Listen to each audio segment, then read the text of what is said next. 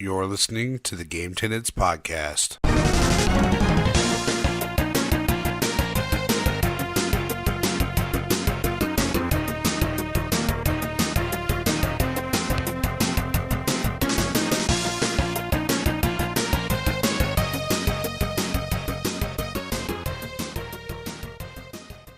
What's good, everybody? Welcome to the Game Tenants Podcast, the failed adventures of two gamers and their quest for Gamecast stardom. This is episode 51, and I am Church of the Game Grinder, as always joined by my excellent co-host, Jason of Corpse Flood Gaming. How's it going? Thanks for tuning in.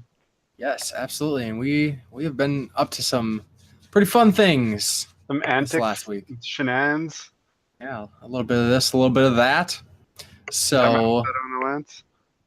Yeah, so I think the big, I think everybody knows it at this point, but we went to MGC over the weekend, Hells yeah. we will definitely talk about. But before we do that, besides MGC, what have you been up to? Ooh, besides MGC, not a whole lot. I've played a few games, keeping consistent with that at least. I slowed her down a bit on Shenmue, and Shenmue. Yakuza. I was looking at Shenmue when I said that. Slow down on Yakuza 0 a bit. Not completely given up on it or anything.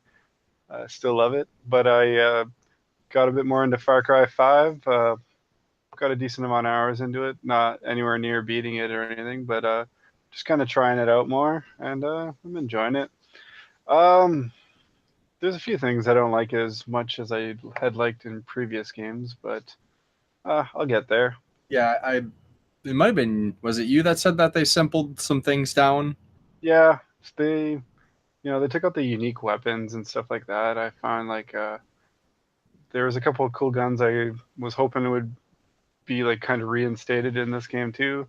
Namely the buzzsaw. It's not something I want from the beginning of the game. It was like just the greatest gun ever. But it would make the game way too easy. So I could see why that might be left out, but I'd kind of like it to be left in and just maybe hard to get. Just a couple other small things. I mean, I've actually experienced bugs in it, and I know we've talked about before, I don't usually even run into the bugs that I hear about. Nothing game-breaking or ridiculous, just some kind of funny stuff. The impression that I got from a few videos, I've seen enough. I mean, really the only videos I've seen for Far Cry 5 have been like bug glitch videos. And I mean, they're hilarious every time that I've seen them. So yeah, the enemies seem kind of dumb. And the other one was like I was chasing this cargo truck to capture it, and the back flipped open, and all of a sudden all the stock was floating like 10 feet behind the truck. So I was like, well, that's easy to follow. Right. Yeah. Just little stuff like that. Nothing, like I said, nothing game breaking, nothing making the game harder than it has to be. It's a good game. Don't get me wrong. I've been enjoying what I played, but yeah, I'll get more into it and I'll give a full thoughts on it. Besides that, I've been playing the Kirby any night that I'm home that I'm not working late. With the girls, we're still enjoying the hell out of that. Still pretty easy, which is probably why they're still having fun. But Kirby games are never usually ridiculously hard or anything. So aside of that, not really much else I've been playing. Videos? What you got for videos? Plenty of videos. I've been raining videos all over the YouTubes. I've got I think I mentioned it last time that I have a video coming out every Wednesday regardless until like the middle of May, catching up on our retro game treasure boxes. So that'll be out. I had a new one come out on Monday with that was like a different type of unboxing, one of those Super Nintendo looking was it Culture Fly box that you can get at Walmart. I got it for a deal a while back when we finally cracked into that. It was pretty cool. I think it would be worth what I paid. I don't know if it would be worth $30. Mm-hmm. So it's up to teach their own kind of thing. Besides that, yeah, nothing else crazy fancy. What about you? What have you been up to? Well, obviously MGC kept us pretty busy over the weekend. Besides that, I have been squeezing in games every chance I could. I think it was, so last episode of the podcast, I'd mentioned that I'd started Mirror's Edge Catalyst, which I have completed. And some of my initial thoughts, I think, were a little off because at first I thought, everything was seeming pretty cool. Gameplay, was Mirror's Edge, just a little bit more open world. But there was that the runner's vision that I thought was a little handholdy, and I've since retracted my thoughts on that. I thought the runner's vision was just fine. It's actually really helpful in most cases, especially with the little trail when you're doing some of these. I mean, a lot of these areas that you're visiting in Catalyst are pretty sizable. Like it's a significantly larger game than the first one, so. Okay. Navigating through, you can figure out, you can kind of go a lot of different ways at certain points, but when you're just trying to get through quickly, that's kind of like one of the things is Mirror's Edge wants you to just be able to flow through the gameplay, and it's all about the flow. It's parkour, yeah. So that can actually be really helpful. Would you compare it to like Batman's Batman vision in like the Arkham games? Helpful or like less helpful, more helpful? No, it's definitely helpful. Everything has to be weighed on like a Batman scale to me. Sorry. That's how Batman was it? Was it really Batman or not very? Well, Batman's vision stuff was badass. Runner's vision might not be badass, but it's super useful at least. So there we go. I think probably the biggest flaw of the game is, so it kind of takes I wouldn't say a full open world approach, because typically open world games have a lot more like random side quests or events that you can come across, where this has, you have your main story missions. There's a few side quests, not many at all, like maybe a handful. And it seems like most of the stuff that you can run into while you're exploring are just like race, kind of like time trial races, or like deliver this to this point in this amount of time. And crazy taxiness. Without the crazy, it's I didn't enjoy any of those. Like I tried some of these like delivery things, and there's like no room for error like whatsoever in order to make it. Yeah, exactly. It became really agitating, really frustrating. I did a few, and then I said, screw it. I'm just gonna play through the game, make the most of the story. I usually skip past that kind of crap anytime I possibly can in the game. The last time I remember actually doing that kind of stuff in the game was when I was playing Nier. You have to race that one random hovering robot. Then I realized I'm like, oh wait, I'll just use that thing that like slows the time around them. I use that and just cheat at the beginning and then just run. But usually I just avoid that stuff like the plague. I'm not a big fan of the clock or and that stuff's fine when there's like, here and there, but like really for the side questing and stuff, that was kind of all there was. And I have a feeling that was EA. For how many years now has EA been saying we're not releasing a game that doesn't have multiplayer components or online components? Oh, so there's like a leaderboard tied to it? Basically, yeah. And it was wholly unnecessary. I didn't enjoy that stuff. I think if all of that was removed and it was just the story of the game, and maybe they threw in a few like other side quests that were more than just go from point A to point B, like that it could have elevated the game a lot. And I mean, I know the first Mirror's Edge was, basically point A to point B throughout the whole game, but they should have scaled this down and just kept it focused on the story, because I enjoyed the story enough. I enjoyed the gameplay during the story. The gameplay is as fun.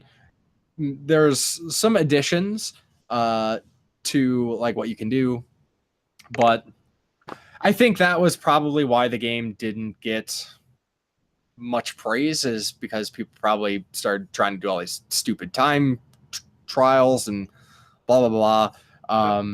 It's like a false way of extending the gameplay time, I think. And that's why I really hate that kind of stuff. It just seems like a lazy, like, oh, how can we keep people playing this game, talking about it? Well, you don't want to like have them love the game and then hate what's left after the game. Right. I can speaking of a game we just mentioned in comparison, I'm not trying to say these are like one and the same games, but the Batman games, loved them. Hate the combat trials. Hate them. I agree. Hate them. I'm gonna say it one more time. Hate them. I was like, I wanted to get all the achievements in like the first one, and I was like, oh man, I'm gonna do it. And I was like, oh, these combat trials, this will be easy. No, it's not just fight off the enemies. It's fight them, use every single move, do it in one combo, and you might get like, 2 out of 3. Yeah. I was like, all right, cool. I'm not doing this. I mean, I could, if it was just fight a bunch of enemies, got that all over. That would be fun. But it's like getting an S rank and everything in like a Devil May Cry game or something. You're like, this is just kind of ruining it trying to get these. Right. Right. Yeah. So, ultimately, I would say if somebody was a fan of the original Mirror's Edge, if you enjoyed the game, you want more, Mirror's Edge Catalyst is definitely worth playing, but don't even bother. Like, seriously, don't bother with that side stuff because it's pointless. I mean, unless you really like that sort of thing. Yeah, what if we stole someone on the game with that point where they're like, what? Time trial crap? I wish the first one had that. That was all it was missing to be a perfect game. Right. So right. if that's up your alley, pick it up just for that. Yeah, for sure. So besides Mirror's Edge Catalyst, I have started the Shantae Half Genie Hero Costume Pack DLC, which right off the bat, I was like, why did they call this a costume pack?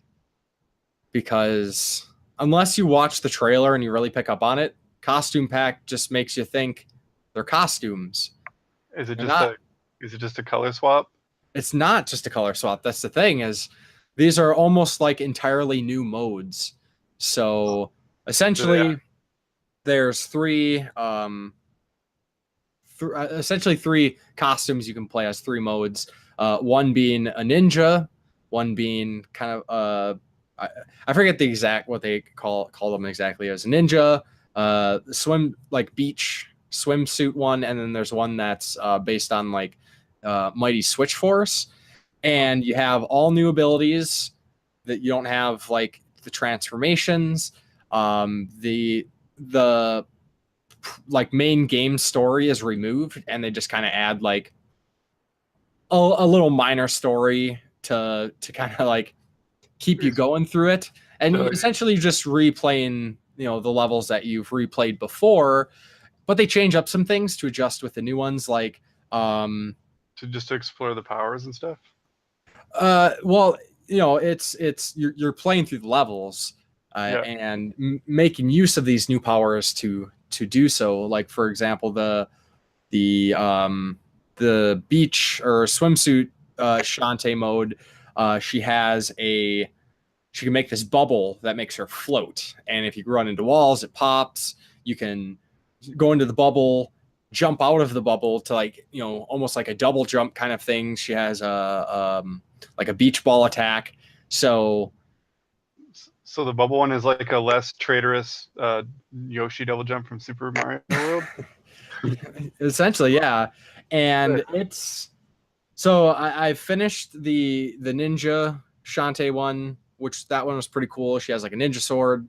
As you accumulate gems, she has a shurikens that like increase to like bigger spread, and then she has like this teleport move that she can just teleport in one spot or teleport to a different area. So making use of these skills to get through some of these levels can be a bit challenging. The ninja Shantae wasn't too bad. If I had, it's probably not selling this, but I just finished the beach mode or whatever last night, And if I had hair, there's a few points where I would have ripped out my hair because it was the beach one was brutal. Like it was really tough.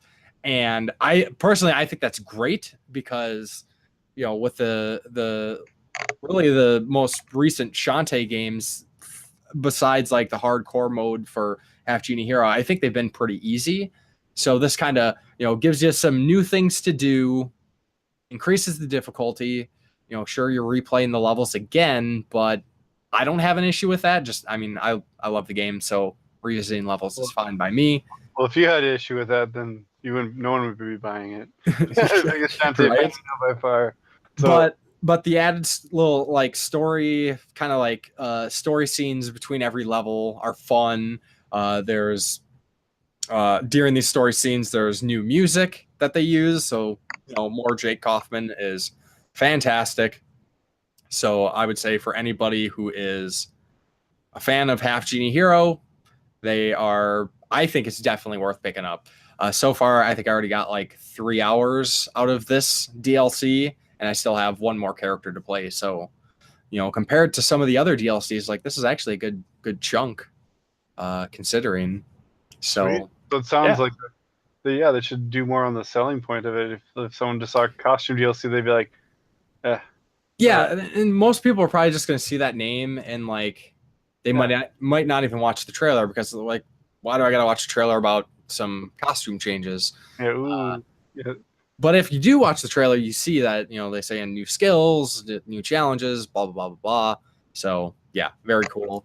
And then for videos on my end, I had put up my recent pickups video, 22, which is basically was getting me caught up to pickups up to what happened for Midwest Gaming Classic. So sweet.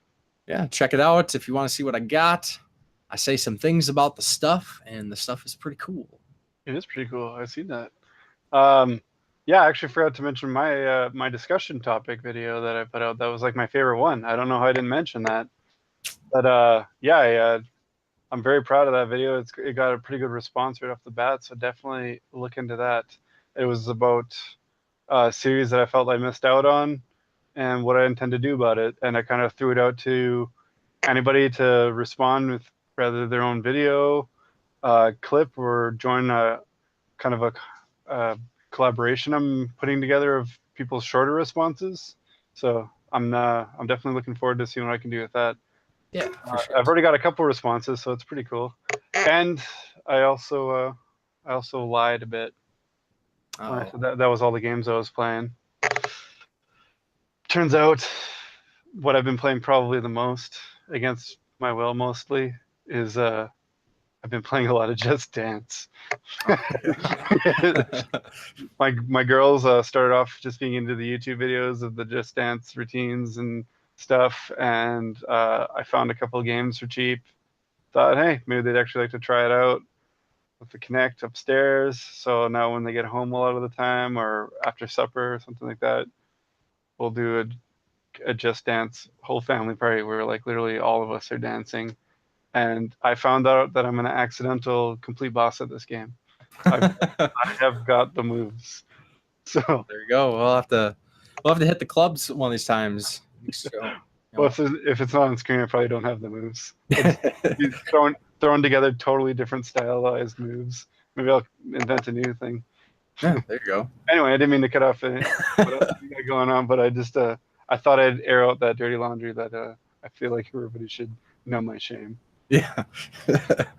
So then with that, one idea that we've been tossing around is adding another little segment to the podcast here. Basically, we want to do retro game highlight during every episode. Jason has expressed his desire to incorporate more retro stuff. Yeah, I feel like we should cover all bases. We carry a lot of the new stuff. We thrive on any update on old stuff, but I feel like we should just have a little bit of a discussion about something a little retro once in a while. And I picked my first game because I've been wanting to play it a bunch again lately, and I chose Lufia 2. Rise of the Sinistrals for the Super Nintendo.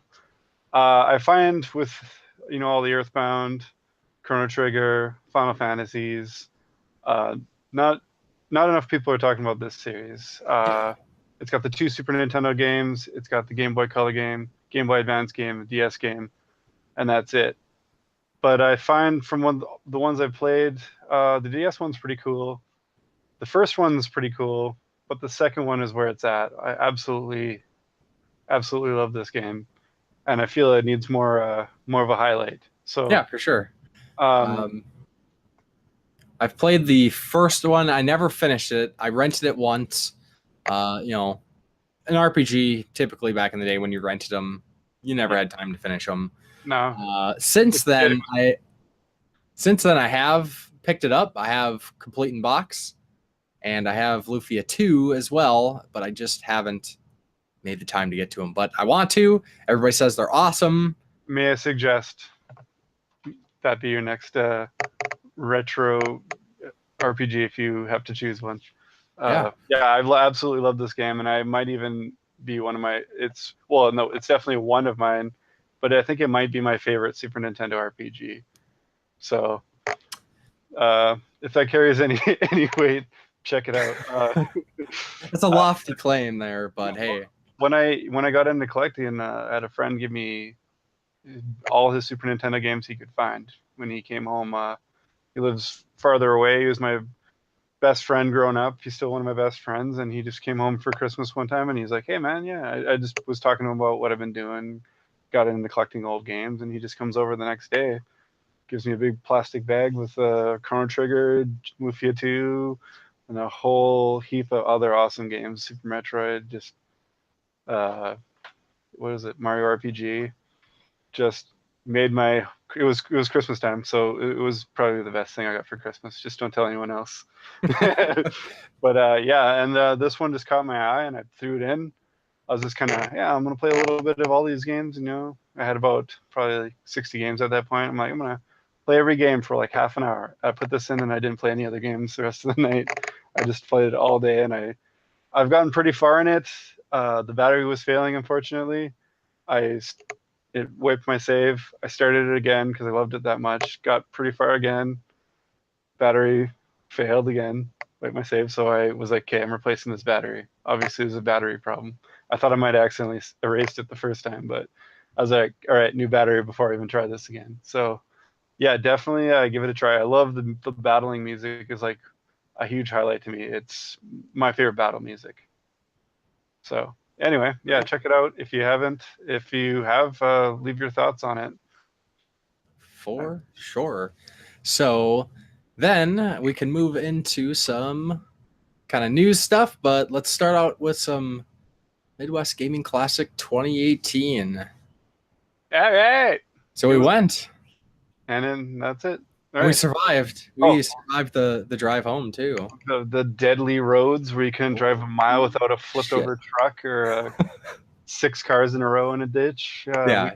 He's not exaggerating either. That's seriously for anybody who wasn't aware. Just this last Sunday here. Let's see, Sunday, the 15th of April, 2018. Minnesota and Wisconsin both got hit by a nice springtime blizzard. Where I currently live, we got 16 inches in one day. And, we went to the convention for the weekend. We left on Friday, needed to come back on Sunday. I had to work the following day. My friend who drove, he had to work. Jason, you had a hotel booked and you had to get back to your kids. Yep. So we needed to make it. I thought I left that bullshit in Canada. I thought, I'll leave. It'll be crappy on the way down or something because I was hearing the weather. It was like altering every day. I was like, yeah, of course. I'm not even surprised. I'm like, I want to go somewhere, so naturally the weather is going to be crap. Got all the way down to your place in Minneapolis, which is a 5.5-hour drive. I got a little sprinkling of rain on the way down there. We got all the way to Milwaukee, no problem.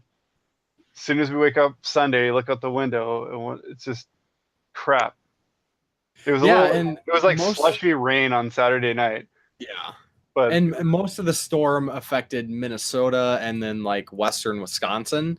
So Milwaukee was mostly free from the blizzard, but we definitely got it Sunday. So it essentially added 2.5 hours onto our drive back.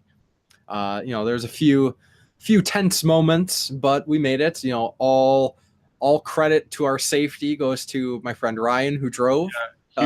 Huge shout out to Ryan. He's the real MVP. For sure. But so besides that excitement, well, like, at least we had friends and no one was mad at each other in the vehicle, so it was still a fun ride, even though it was, I missed a few cues that we needed to be quiet, and I just kept talking. Everyone's like, dude, he said shut up, he's got to concentrate. It was kind of funny. I was just keep on going, and I was like, why is no one else talking? And you're like, it's because he said he needed to concentrate. I'm like, oh, I totally didn't hear that. Right. I feel like an ass a couple times. So it was me, Jason, your wife, and my two friends Ryan and Justin. We piled into the car on Friday. I went to MGC, and would you say it was an enjoyable weekend? It was my first gaming convention. Not my first convention altogether. I've been to a couple of comic ones before, smaller ones, but this was one of the greatest weekends of my life. I had the time of my life. It was awesome. Right from when we got there on Friday, it was good times because we got in, we checked in. About 20 minutes after we checked in, we went and we grabbed our lanyards and our badges for the con, and then we headed out with Chris, the old ass retro gamer, to the Cartridge Club dinner that they were having at this place called A12 or A2. A2. A12. A12. Exactly. A12. It was an awesome nerdy themed bar with like all the, I don't know, if I was to own a bar, that's probably what it would look like. It was all things from superheroes to video games to, sci-fi. It was my kind of place, and they picked an awesome venue to hold a dinner. So yeah, we went and met up with Musty. He gave us the invite, and food was awesome. The only thing that was just a little disappointing was our dessert, but meh. The food was awesome. And that was my first time meeting a bunch of other Cartridge Club people. There was Sean P1, one of the founders of the Cartridge Club. There's Eric and Melissa, Mighty Q Dog, Mrs. Q Dog. It's Rocket Sauce, Round 2 Gaming, Bass Guy. There's a couple other guys, and I didn't. Everybody. There was a bunch of people, and it was awesome. So it was really great. cool to meet.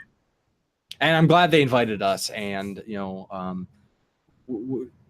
which is kind of interesting, as they were talking about on the third day before our panel, there was the Cartridge Club panel, and one of the things that Musty Hobbit had talked about was the Cartridge Club, how they are so willing to include people, and here's us. I don't use the Cartridge Club forums and stuff, but I converse with them on Twitter. I follow a bunch of their videos. Musty is like, what, you are welcome to join us, and me, you, and Chris, and your wife go, and everyone's just super welcoming, super nice. Yeah, it was really cool. I didn't feel like a odd man out or anything the whole time we were there. It was definitely a good environment. Yeah. I was super hungry too, so I was just happy to be at a restaurant. The fact that everyone else was there was even better. So yeah, we purposefully didn't grab lunch on the way down because we were like, we are filling up at the Cartridge Club dinner. So that was it was cool. They were really nice guys. It was really cool to meet a bunch of people. You see them in the videos and stuff. It was pretty cool. Musty is way taller in person. I don't know if it must be the way he sets his camera, but yeah, he was the only person that I met. And you're like, oh, you look a lot taller. Someone's like way shorter. And Hobbit is, I don't know where he got that from. He's the tallest Hobbit I've ever seen, and he wears shoes. I'm calling out. I saw him wearing shoes. Yeah, actually, I'm pretty sure that I think I said the same thing in my my MGC experience video that I did last year. He's way taller than you think, and same with PK from PK's Retro Reviews. Like, Yeah. I don't know how well you follow his channel, but he is a tall dude as well. Yeah, yeah, he was a lot taller than I was expecting. So yeah, I forgot about that. Yeah, but everyone else was about as tall as they look in their video. Or Yeah.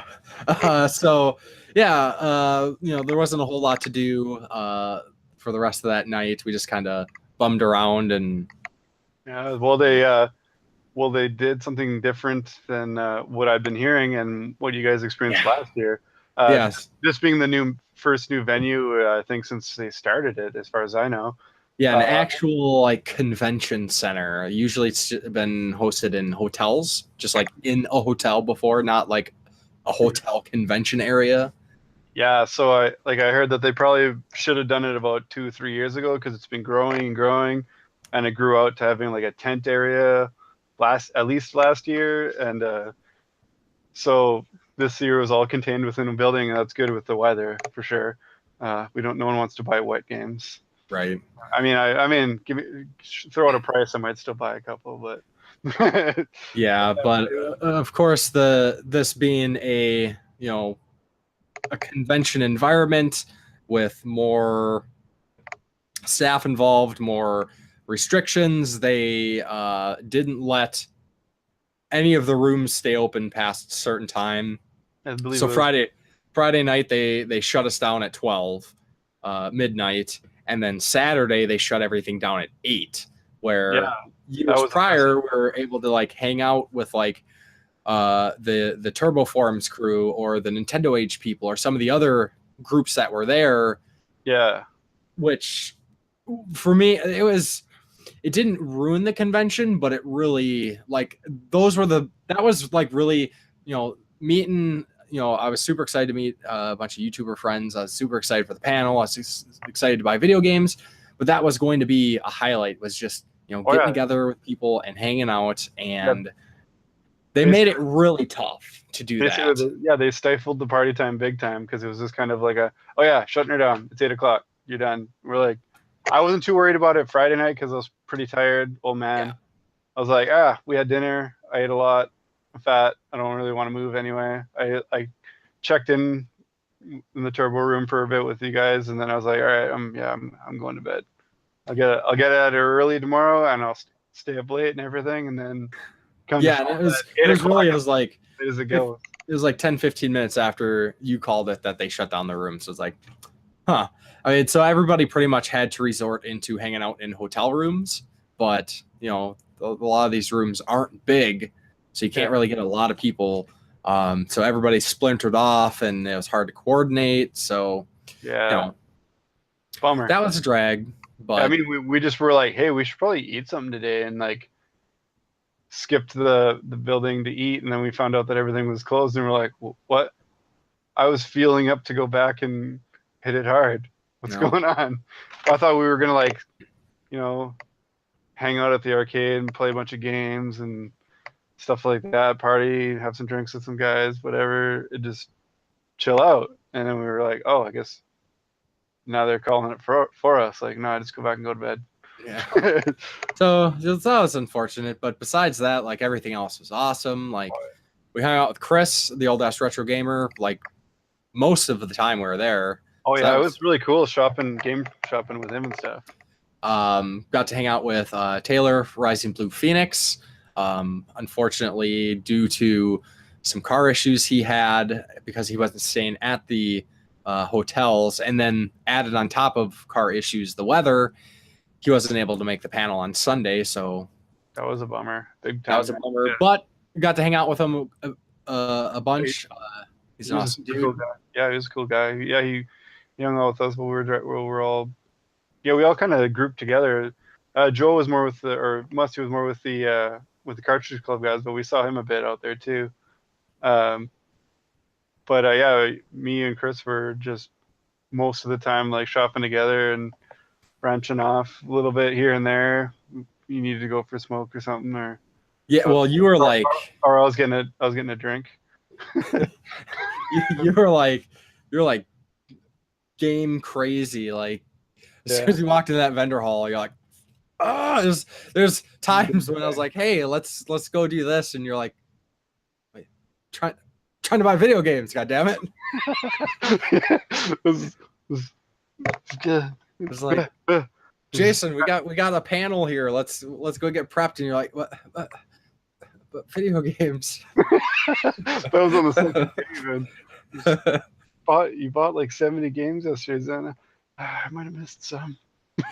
Yeah. So, of course, then, as we mentioned, we were on a panel. We checked out some other panels. We checked out Jeffrey Wittenhagen's panel, him and Kyle from Video Game Bullshit. Talked about essentially like hidden gem kind of stuff.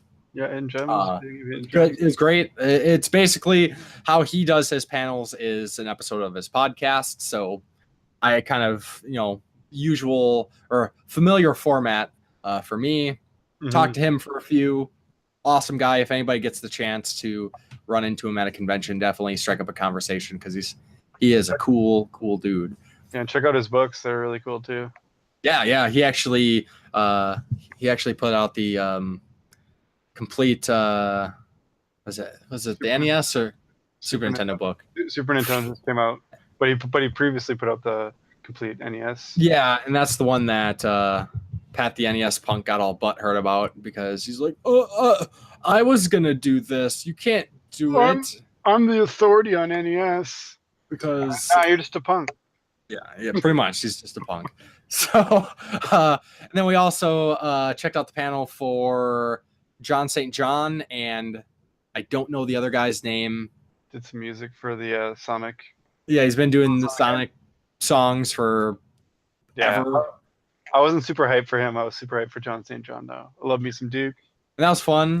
Basically, they just talked about, being a voice actor, being a musician for games and stuff. Really didn't realize how much John St. John has done. Like, of course, we all know him for Duke Nukem, but he's done lots and lots of stuff. And it sounds like I got the vibe that like Duke wasn't his favorite thing. Like he likes Duke. That's kind of his legacy. He's stuck with that. But like it seemed like he was. He doesn't seem like he hates it or anything though. Yeah. He was happy to throw out the Duke lines and make it cute.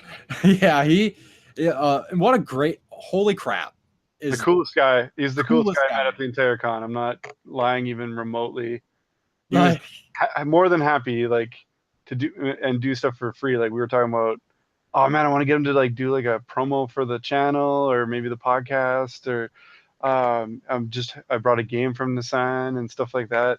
And he would just hang out and talk to you for like 10 minutes, 15 minutes. Like as long as there wasn't like a whole ton of people in line, he was good to go. And he did it for free. He like, oh yeah, man. And he just, no problem. We were all like, oh yeah, I have to have some money put aside for it.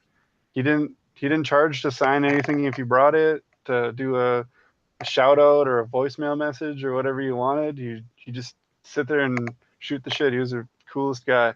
And then like he had like the 8x10s that a lot of people will bring, and he was like $10 for one of those, and I was more than happy to throw $10 his way for that.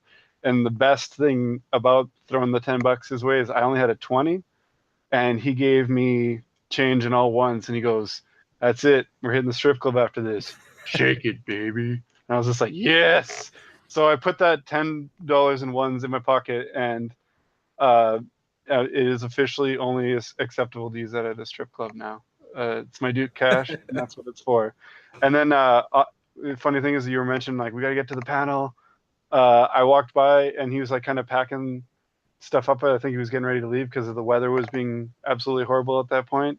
And I saw he had a couple games out on his table, and one of them was the 20th anniversary Duke 3D World Tour for Xbox. And I was like, yeah, I hadn't seen that in the hall to buy. And I was like, yeah, how much for that, man? He goes, it's yours, and it's the last one. You lucky son of a bitch. So so he gave it to me, and then I got him to write that on it too.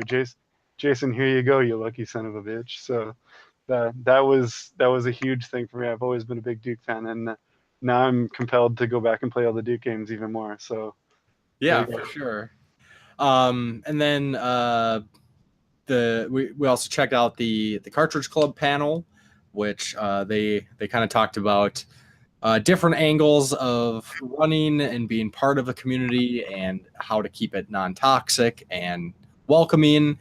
And they did an awesome job on that panel. Like, holy crap, that was good. It's like they must have rehearsed that together or something. It was like it went so flawlessly. Like we looked at each other and we're like, tough act to follow. Right. But that's something we're both big on too. So it was pretty good informative thing, because that's what we try to do. We try to create a good community with the podcast, and I like doing the discussion videos. That's like my thing.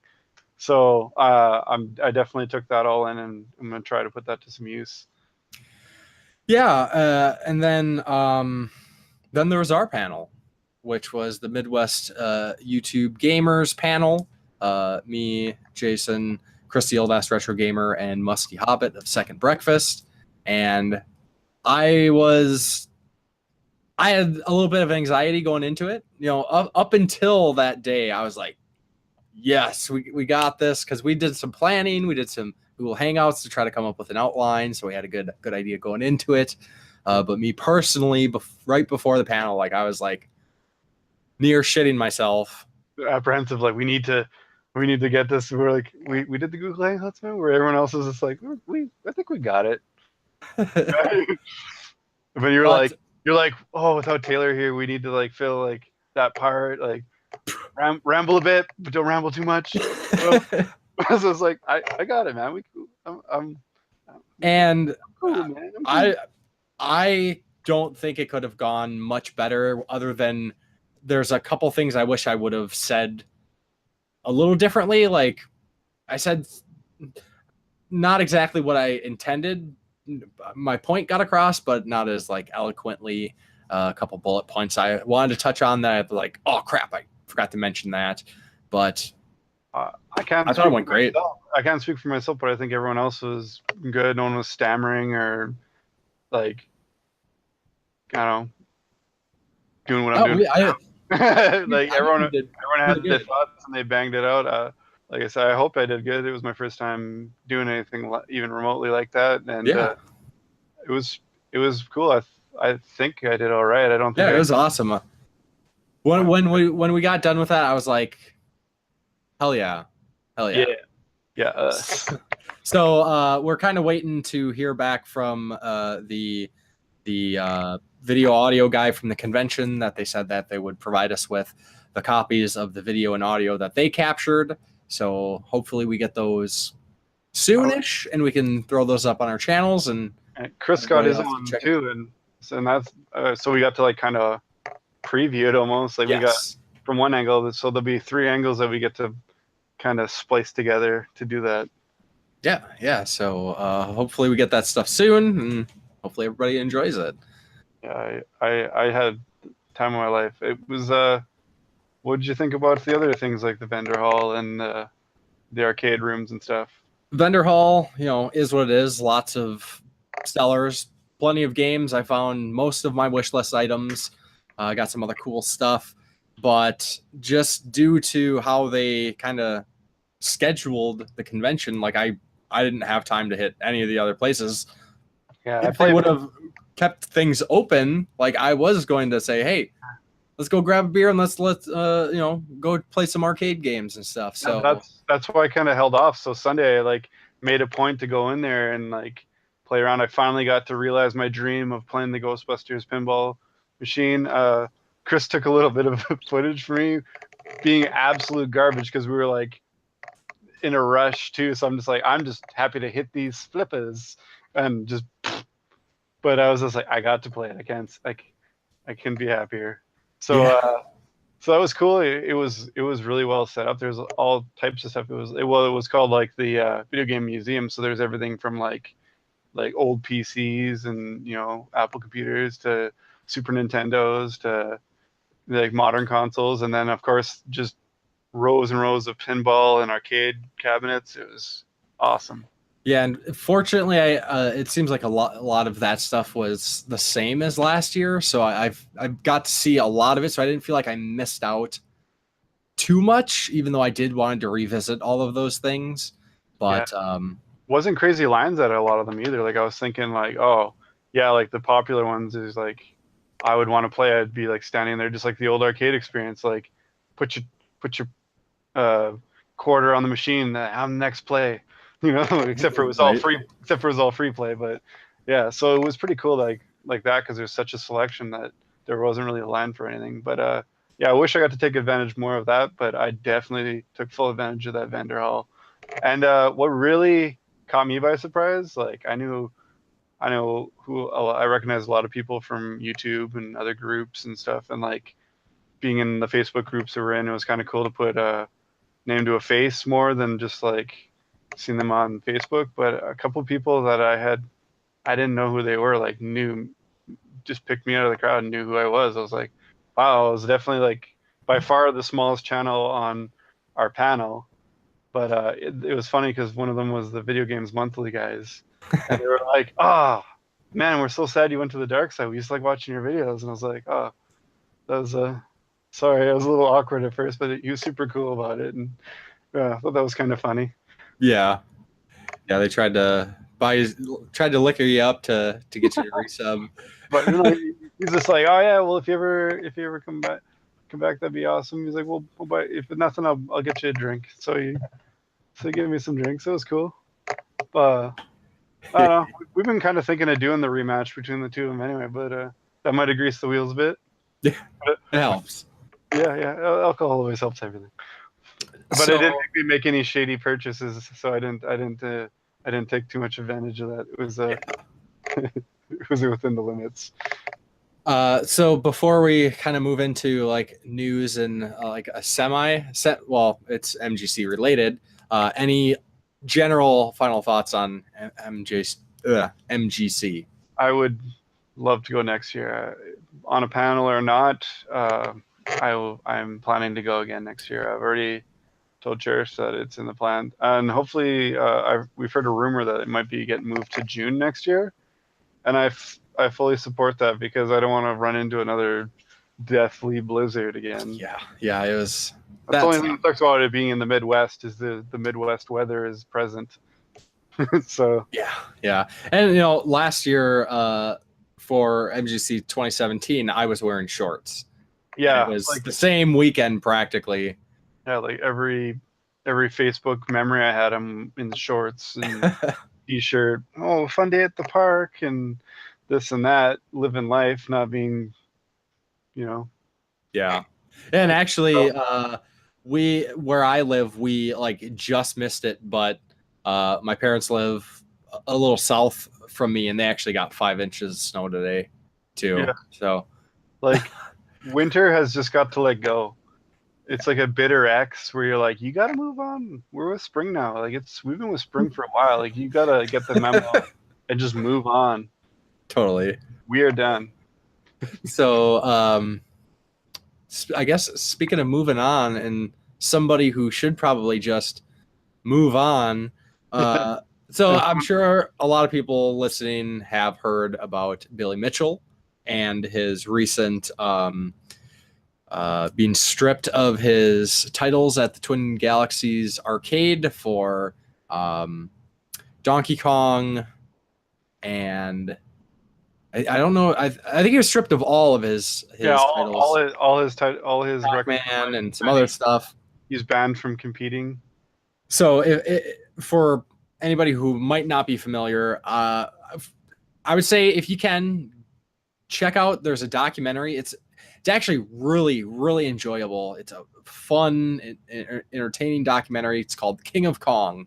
That was most people's first experience of learning about Twin Galaxies Arcade and Billy Mitchell. And isn't there another one called Vans versus Monster too? I think, isn't there? I think so, but I haven't seen that. Something like that, yeah.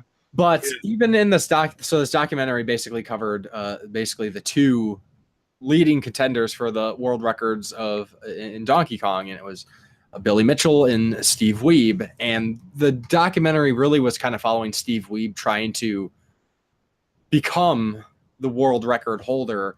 And throughout the documentary, you really side with Steve. The way Billy comes off is kind of a, Dude. basically. And in the end, in the end of the documentary, it's like, holy crap, this guy, Steve Weeb, just did it. He just got the world record. We were able to see this. Oh, nope, just wait. Billy Mitchell just sent in an unverified VHS tape that Twin Galaxies accepted as proof that he beat Steve Weeb's new world record and retained his title. So, it's Oh man, you just threw off the twist. Yeah, Night Shyamalan it's twist still it. worth. I mean, it's still worth watching. So just recently there's been I forgot who the other guy was. There's some other guy who is basically expunged from Twin Galaxies. He was found doctoring footage and cheating. Todd Rogers. Thank you. Yeah.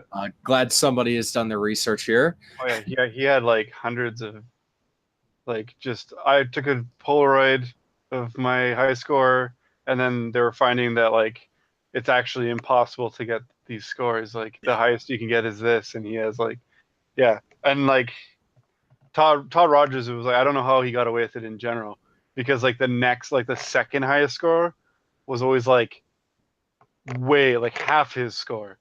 Like so the second best player isn't even half as good as this guy. Like this guy's such a boss at like hundreds of games. So Billy Mitchell, a lot of people have heard that he has been stripped of his scores, and everybody's like, well, that's it. Brush our hands clean. There's a lot of kind of concerns about the professionalism of Twin Galaxies and stuff. Yeah, but wipe everything and start from scratch. Honestly, like who knows how many more is it going to be like every month or so? Oh, the guy who had the third place is actually cheating too. Like, so then of course we go to MGC, and who do we see at MGC?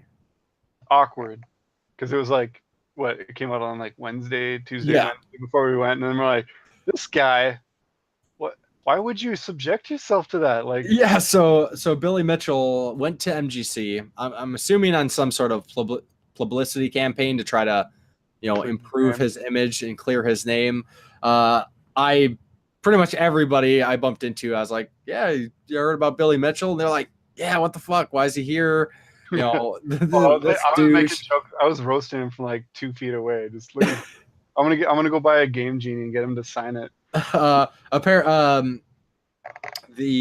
the guys involved with the Turbo Room, I believe, if I'm correct, he has a YouTube channel called the Game Huggers.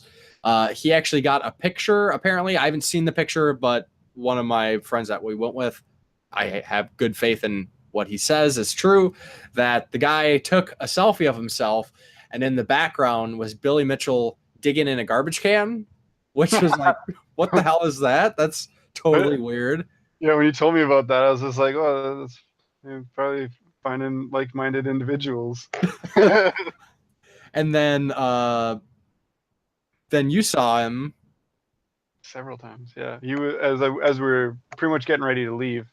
He was kind of off to the side by one of like the escalators to kind of leave, like kind of a little bit away from the convention, shooting his video that he put out, like his his statement, basically, we're gonna get this ironed out and all this, and I am in the motions to make a parody of this as quick as I can.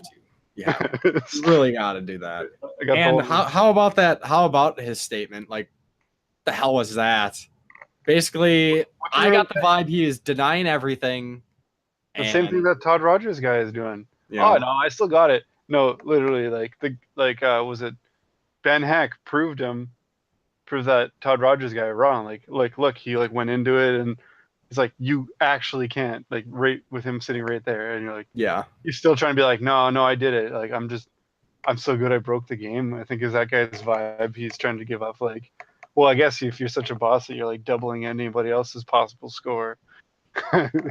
Yeah, I don't know. The credibility of Twin Galaxies is out the window. I wouldn't hold any of that as a world record, especially having world record and all the stuff I had to go through just to like verify that I did it. And like these guys can just show you a grainy videotape or a Polaroid and get theirs. I'm like, man, I should have been at this a long ass time ago. You Could have know? been I could have had 60 or 70 to get wiped when Galaxy's wipes their files or whatever. Yeah, I don't know.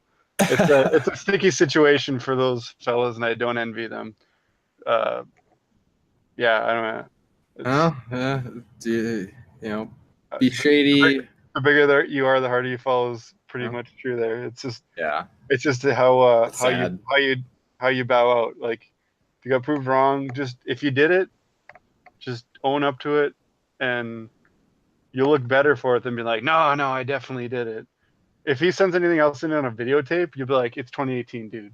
Yeah. Like digital video, or like you have to have someone there verify that you did it. And that's the thing is, Like people from all over, not just your buddies. if any of these guys want to clear their names, just do it. Just play the fucking game in front of an audience. Like Play in front of audiences, stream it, so like the world can watch. If you're such a boss, you could do that no problem. Because if you could do it when the cameras are rolling and King of Kong, then do it again. Yeah, do it legit. So I think then we'll move into our news section here. So I think we got a lot of little mentions, nothing too crazy going on besides, Konami being Konami. What the hell? Speaking of Konami, I mean, who's surprised at this point? I'm not. I'm not. They just don't know how to run a company that makes games without angering everyone that used to buy their games. I think they just don't care. I still wonder if they're just doing it because like they have enough money where they can do this, and they're like I said, it's this whole like somebody like dishonored somebody's family or something, and now they're like sticking it to everybody. What did Kojima do to them besides make them loads of money? You know? Look how they treated that guy. And like, what did all these other things, Silent Hill and stuff like that, do to them? They just keep nipping shit in the bud, and we'll just make a pachinko machine of that. No one wants that. Maybe Japan wants that, but what I think people in Japan are probably pissed off that there's like not just pachinko machines. Like, oh yeah, man, did you beat that new pachinko machine? I know the Japanese love gambling. pachinko, but that's great. Still. But did anybody want a new Castlevania for the iOS? Everyone wanted a new Castlevania. Very small amount of people were like, I mean, people are probably gonna be like, well, I guess I'll take it because I love Castlevania. They shouldn't. They shouldn't. But really, speak with your wallet. We want a new Castlevania that we can hold on to, put on our shelf with our other 24 Castlevania games or whatever. Yeah. I'm livid. Like, at least if you're gonna make it a portable game, at least friggin' put it on the Switch.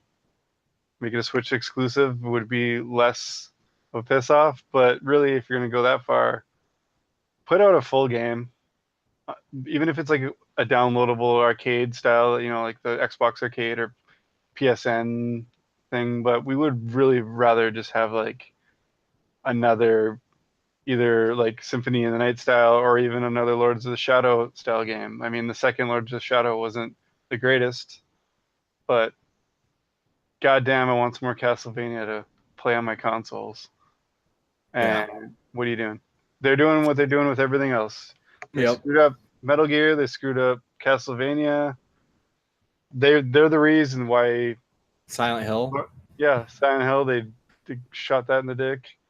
But like, they're the reason that the last Castlevania sucked because of all the stuff coming out about the working conditions there when people were making it, and how much they were rushing it. Like, the people themselves are like, we're sorry that this game sucks. Like, we were trying, and then they're like, made it impossible for us to make a good game. So, yeah, it's hard to be a Konami fan anymore. Yeah. But sometimes companies do care about making a game good, and we got a delay. Unfortunately, the Dark Souls remaster has been delayed for the Switch. What? A Switch game has taken a while after the other consoles again to get it? Oh my god! But I'm sure They gotta just probably work out a few kinks there. But with that too, they're also delaying the Solaire amiibo as well, which I guess kind of makes sense, But It's not why amiibo can't enough yet. why can't they make more of the amiibo while they're at it? Because that thing sold out immediately and is not restocked, and that's super frustrating because I didn't get it and I want it. Yeah, that's just, I don't know. More Nintendo being Nintendo, and like they haven't figured out how to make a bunch of amiibos yet. Yeah, it's I mean, I don't know. They must hand paint them or something. Like Shigeru Miyamoto is like, no one else touched these. These are my weekend thing. I'm painting all the smiley faces. I'm painting all the armors. Yeah, I don't know. He doesn't approve of Warhammer, so that's his deal. That's his closest to Warhammer he's gonna get. But anyway, yeah. So there's another Switch announcement. yeah, the Sega Ages, Xbox One and PS4 is getting the Sega Collection pretty soon here, end of next month, I believe. But everyone was all like, "Yeah, there's no Switch version," just like any other game that comes out. But they are getting the Sega Ages collection, which does look pretty cool. Except that it's a Switch exclusive. Yeah, it's going to be in the vein of the PS2 games that came out, where they basically like remake the games in like a newer graphics engine and stuff like that, rather than just like upscaling it kind of thing. And I really was a fan of a couple of those PS2 ones, so I'm looking forward to. I'd probably check it out if they put it on a cart. Yeah, if I had a Switch, I would probably be getting that too. But if there's anything out of these remasters and re-releases, I compared to this one, I don't care about the other two. If I had to choose one of the three, this is the one I am super stoked for, and that is Shenmue 1 and 2 HD is coming out in September, and I'm getting that immediately. So it's cool. It'll be a good way to revisit or even visit for the first time for people who have not gotten a chance to play them. Is that a Switch exclusive as well? No, it's actually PS4 and Xbox One only, I believe. Okay. So it'd be cool if, I don't know, Switch is welcome to it if they can do it. But yeah, I don't know. As far as I know, the Shenmue 3 is a PS3 exclusive, so it's cool that Xbox is even getting the HD collection. But maybe farther down the line, maybe they'll get the Shenmue 3. Like maybe it's just a timed exclusive. I'm not gonna cry about it if they don't get it, because I've got both. So yeah, I'll get whatever comes out first. Speaking of games that people love to hate, or companies people love to hate, on the EA front, and speaking of Battlefront, I guess the microtransactions are finally coming back. Not saying finally as in like I'm excited they're coming back, but they're coming back for just the cosmetic stuff, so stuff that doesn't affect gameplay, which is whatever. If you want to spend your money on crap that doesn't matter, go ahead. But some actual cool stuff that's coming out. The Night on Endor DLC is coming out, where you can finally shoot and kill Ewoks for the first time since I believe Battlefront 1. I don't think you could in Battlefront 2. But yeah, it's basically like an Ewok hunt is the game mode, and you choose to either be the Ewoks or Stormtroopers. So I'm thinking they're probably going to have to figure out some kind of bot system for the Ewoks, because who doesn't want to just shoot at Ewoks? I didn't know as many people disliked Ewoks as people do until the internet. Yeah, I don't care either way. Everyone's like, they ruined Return of the Jedi. I'm like, what? Every alien species isn't going to be these big badasses like Wookiees and all these other. I mean, they weren't what are they, the Gunkins or whatever? Gungans? Yeah, they're garbage. They're garbage. The Ewoks I thought were fine. Yeah, they didn't. I mean, they detract for me. Spin-offs are garbage. Oh yeah, you just didn't have to watch those. They didn't tie into the movies really barely at all. So really, as far as Return of the Jedi, they didn't bug bug me that much. I was a kid when I watched it, but I didn't feel like they were like my favorite part as a kid either. So it's not like, I don't know. You're not gonna do all this crap with Jim Henson and not have anything slightly kid related in your movie. Sorry, it's gonna happen sooner or later. But anyway, I'm excited to actually check that out. I'm gonna have to reinstall that on the Xbox and maybe give that a go. Yeah, moving on. Another thing I thought was kind of weird is that I know neither of us are fans at all, but I just thought this was interesting that the Minecraft for the Switch is actually getting an update to have Xbox achievements. Like literally Xbox achievements, like you earn them and they show up on your gamer score on Xbox.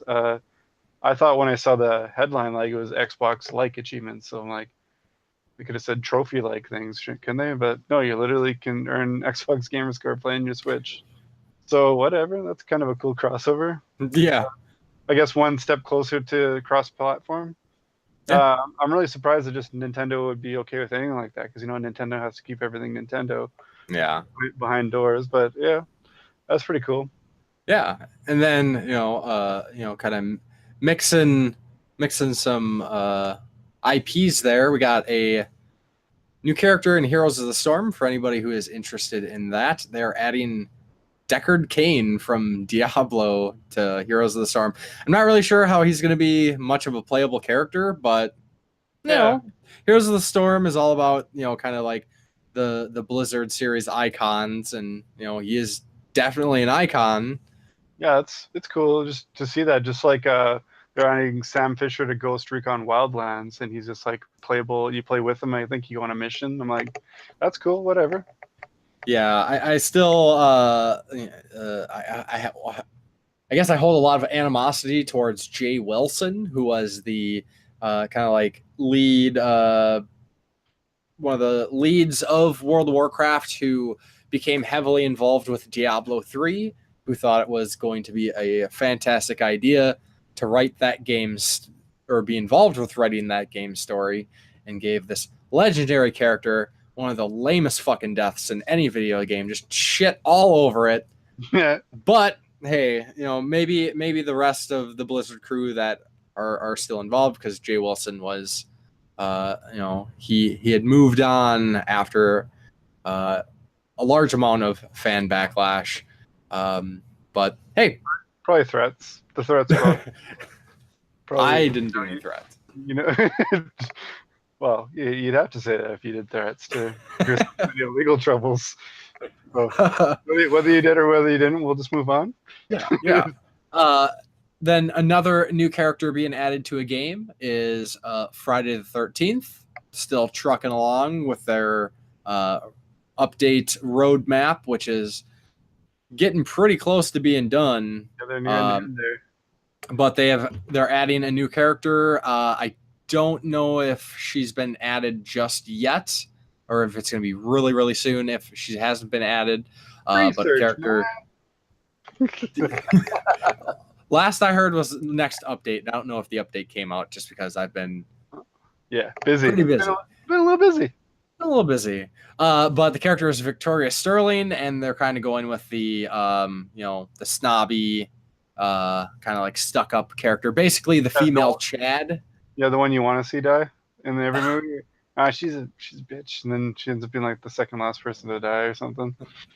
But I think it's great that these are characters they add to the game. You're not paying extra. Where like Heroes of the Storm, to get some of those characters, you might have to spend a few bucks or something.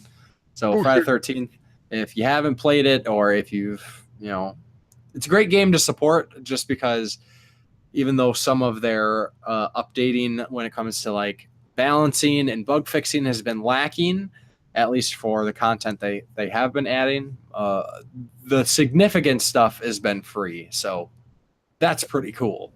Yeah, it's pretty good. It's a good business practice. It makes people kind of want to do business with you again. Yeah. Not like EA. Then something that I thought was really neat that I am super hopeful for. One of my all-time favorite anime series, based on I think it was a manga originally, but the original Record of Lodoss War fantasy anime series. I love it. And there's been a couple games based on the series. There is a Dreamcast game. You had mentioned a Super Nintendo game or a Super Famicom game that I wasn't. Super Famicom game. It's been in my AliExpress cart forever. I need to just pull the trigger and check that out because I need to look into because that could be. Isn't there a dream? Awesome. There's a Dreamcast game too, right? You're saying? Yeah. Yeah. Yep. Dreamcast game, which I hear is, It's okay. But it looks like they're going for a kind of retro-inspired platformer. They don't have much to show. It's by a studio that has been involved with the Shin Megami Tensei Synchronicity Prologue. Okay. Yeah, whatever. So yeah, they're working on it. They don't got much to show so far. All they've shown is just like a little animation of Deedlit, who is one of the main characters, running, which is pretty sweet because it looks like a blatant ripoff of Castlevania Symphony of the Night when Alucard runs and he got that kind of like ghost shadowy behind, kind of like a couple of my retro game treasure boxes where before I had my camera settings dialed in, it's like almost like little traces. But yeah, that's it did look cool. I checked it out after you mentioned it because I hadn't seen anything up to that point. Yeah, the only other thing coming out that really seemed kind of cool to me is the SNK collection is coming up for Switch, where they're everyone's all mad about them not having a very good virtual console or really anything for virtual console. And if this is the route they're going to go, where they're going to put up the collections like PS2 had a boatload of, the Genesis collection, the Metal Slug collection, the Capcom collection, Taito collection. Like, I'm totally cool with this. They don't need virtual console if they want to do cart compilations with like 13, 40, 200 games, whatever. If they wanted to do that this way, I would be a full supporter of that. Virtual consoles is you buy it. What if your system breaks? You're pretty much out unless you fight Nintendo on it. But yeah, they got a pretty good lineup going for it. So yeah, if they would just do that with the Neo Geo games, they've got a whole bunch of. That'd be cool too. Yeah. So then we're going to move into the little community question here. We're kind of debating whether or not to keep this section going here, but for the time being, we definitely are, at least for this episode. So we're going to build off of Musty Hobbit's question that he left us with last week, and that is, if you could have a game console's entire set tomorrow for no cost, what would you get and why? Unfortunately, we didn't get any community responses. Mm-hmm. I think let us know if you're listening at this point, if maybe if we did the community question earlier in the show rather than closer to the end, if it would you think it would affect it more. But yeah, I'm a little bummed out we didn't hear any answers from the crowd. But yeah. What would you pick? So me, I'm not going anything too crazy. I'm going, really the only console right now that I am shooting for a complete collection for is the Virtual Boy. And that's what I would take, because I actually legitimately want a complete Virtual Boy collection, not for monetary value, just because it's a smaller collection. I'm halfway there right now. And some of the other games are pretty pricey, and not needing to spend those extra bucks. Of course, it'd be awesome to have like a complete Neo Geo collection or a complete, TurboGrafx collection or NES or Super Nintendo. But, I'm kind of sticking to what my current collecting goals are. So yeah. Virtual Boy it is. Right. How about you? Well, I had a long think about it. At first I was thinking Super Nintendo, but I'm thinking of like on top of what I've got. So if I didn't have Super Nintendo, like I've got a lot of what I really, really want. There's of course a couple of insane priced ones, but I was thinking it would either be Sega Saturn, because I don't even own a Sega Saturn, because that's what deters me is the price of the games. Yeah, for sure. Is I've always wanted to own a Sega Saturn since they were new. was young and had to be choosy about what I got, and I felt bad because of how much I love the Genesis, but I felt like, oh, it's kind of failing compared to even the N64 and obviously the PlayStation, which was running the show. Yeah, I think I would either do that or maybe PC Engine, because there's a shit ton of games for that. If you include I definitely would love to collect. Well, I want to collect for the PC Engine or the TurboGrafx. I don't have either of the systems. I don't really have many of the games. I only have one Turbo game and a few demos at this point, which I don't want to go into right now because I'm gonna be doing some videos on it. Yeah, I bet. I've got a few for my TurboGrafx, but yeah, the price there is what keeps me getting more. And yeah, like I said, don't have a Saturn. I've got the 3 pack-in games. I won it from a random YouTube channel a while back, but yeah, that's always something I wanted to get into and give it a real try. So that's my pick. So then, kind of repeating what Jason had asked about the community question. So my community question, or our community question for next week, is: do you enjoy this community question section? Should we keep it going? Should we do it sooner? Kind of my logic with keeping it later in the podcast is for the people who want to be involved, I would hope that they would want to listen to the podcast and kind of stick things out. So that's why I thought about leaving it towards the end, because it's kind of an incentive for those who continue to listen to participate and kind of being a little bit more involved with the show. But let us know your thoughts, any other ideas that you could throw out on the table. We would be happy to listen to, and we'll just discuss amongst ourselves. We're always open to thoughts, as we always say. But yeah. Because the big thing is, we want conversations and discussions. It's the podcast itself is Jason and I talking to each other, but we want your involvement. We want to be able to get your feedback and respond to your comments. So obviously, yeah, it's a big thing. That's what I'm at YouTube for in the first place, is the community. Just branching out, talking with like-minded people. So let's keep it going. Yeah. So then we're going to go into our closing segment here. And before we wrap things up, just kind of a quick mention of what you got coming up here, what you're going to be playing, video ideas you want to share. Probably just more dancing. More dancing. More dancing. I've been doing a little bit of more VR games, so I'm going to keep with that. I've tried out Doom and Skyrim a little bit lately. They've been pretty cool. A little bit more to get used to than some of the other games, but it makes for a more in-depth experience once you get the hang of it. Obviously, I'm going to keep going with my videos. A couple of different style. I might do another topical video. The unboxings are still going to be coming out for a bit, so we're good on those. But yeah, definitely some MGC thoughts. My MGC pickups will be probably out tomorrow as of recording this. What do you got going on? So I'm going to wrap up this Shantae DLC.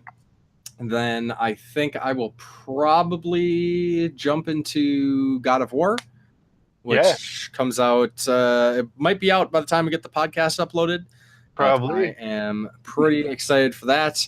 Not necessarily for the previous series. I did enjoy the games, but this one looks like my cup of tea.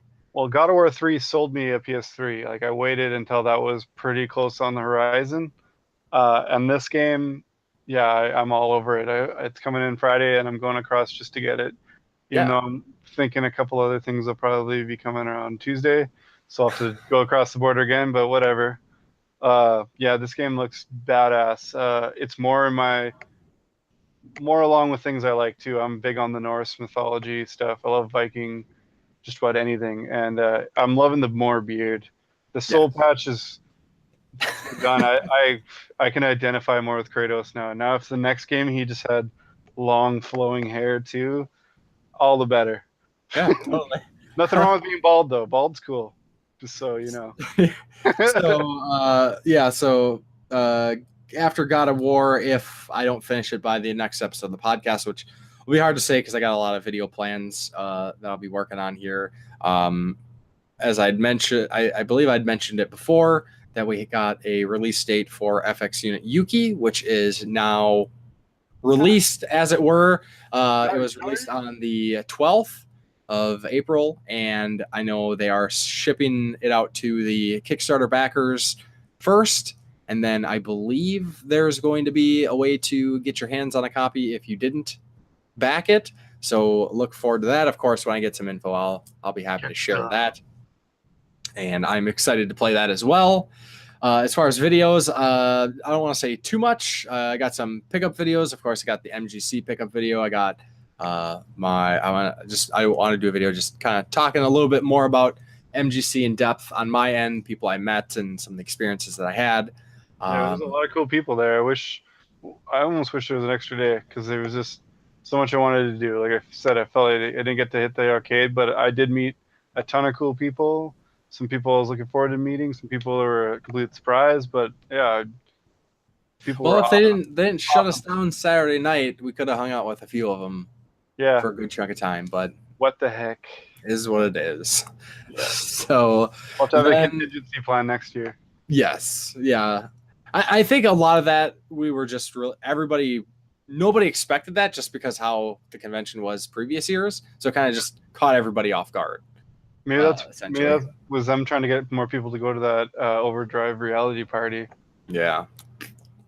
Maybe. I don't know. Maybe it's cool. Maybe.